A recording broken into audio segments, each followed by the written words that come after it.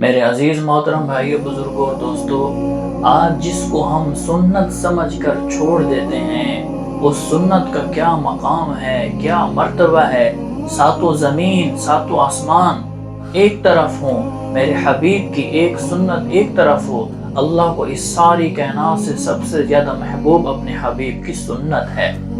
آج ہم داڑھی مڈا دیتے ہیں، داڑھی کو کچھ سمجھتے نہیں، یہ تو سنت ہے، سنت ہے، جی چاہی والی زندگی ہے، رب چاہی والی زندگی چھوڑ دی، میرے نبی کی زندگی کو چھوڑ دیا، میرے نبی کی زندگی کو اختیار کرنا ہم پر فرض عین ہے، دنیا اور آخرت کی کامیابی ہے۔ آج جب ہم مریں گے تو پھر پتہ چلے گا۔ آج ہم اس چیز کو معمولی سمجھ رہے ہیں۔ ایک میں واقعہ آپ کو سچا واقعہ سناتا ہوں۔ دو شخص تھے، افغانستان کے رہنے والے تھے، دونوں دوست تھے، دونوں ٹرک چلاتے تھے۔ ایک اس کا دوست داڑھی مڈاتا تھا، ایک داڑھی رکھتا تھا۔ وہ پشاور میں آتے اور آ کر سامان بیچتے، یہاں سے سامان لے کر پھر وہ افغانستان میں جاتے۔ جب وہ ایک دفعہ پشاور سے جا رہے تھے تو راستے میں ان کا ایکسیڈنٹ ہوا اور ٹرک کلٹی ہو گیا اور دونوں کی ڈیتھ ہو گئی۔ تو لوگوں نے ان کو غسل دیا، کفن دیا، اور انہوں نے کہا کون افغانستان کے اندر جائے، اور انہوں نے اپنے قریبی جو قبرستان تھا وہاں دفن کر دیا۔ تو کئی دن ہو گئے تو ان کا پتہ نہیں چلا۔ تو پیچھے والے جو ان کے اہل خانہ تھے وہ واپس آئے، پشاور پہنچے اور پوچھا کہ ہمارے دو بندے تھے اسی طرح، کہیں راستے میں ان کو ٹرک ملا، اور پھر اہل علاقہ والوں سے پوچھا ہمارے یہ دو بندے تھے وہ کہاں ہیں؟ انہوں نے کہا ان کی تو ڈیتھ ہو گئی تھی۔ تو انہوں نے کہا کہ ہم اپنے بندوں کی لاش کو افغانستان لے کر جاتے ہیں۔ جو داڑھی رکھتا تھا پہلے اس کی قبر کو کھودا، جب اس کی قبر کو کھودا تو اس کا چہرہ ایسے تھا جیسے یہ ابھی اس کو غسل دے کر قبر کے اندر دفنایا ہو۔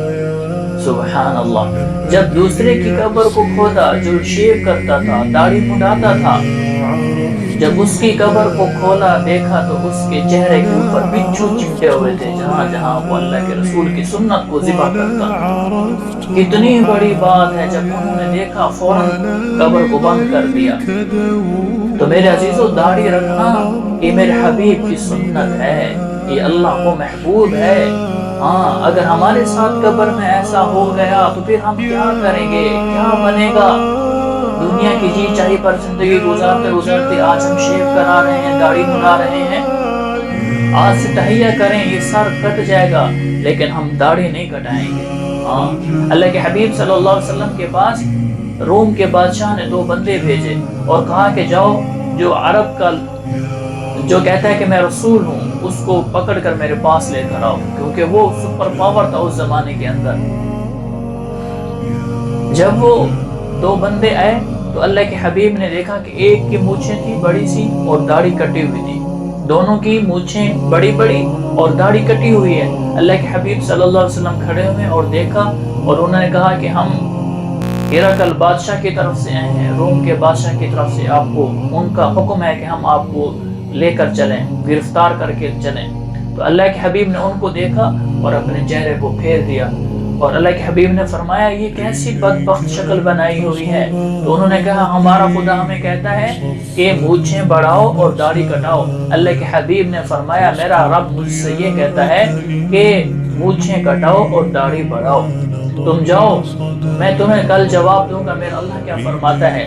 جب وہ صبح آئے تو اللہ کے حبیب نے فرمایا کہ میرے اللہ نے فیصلہ فرما لیا، تمہارے بادشاہ کو اس کے بیٹے نے قتل کر دیا، میرے اللہ نے اس کے ہاتھ سے قتل کرا دیا، جاؤ، وہ مر چکا ہے۔ وہ واپس آئے اور پتہ کیا واقعی اسی دن اسی رات کو اس کے بیٹے نے اس باپ کو قتل کر دیا تھا۔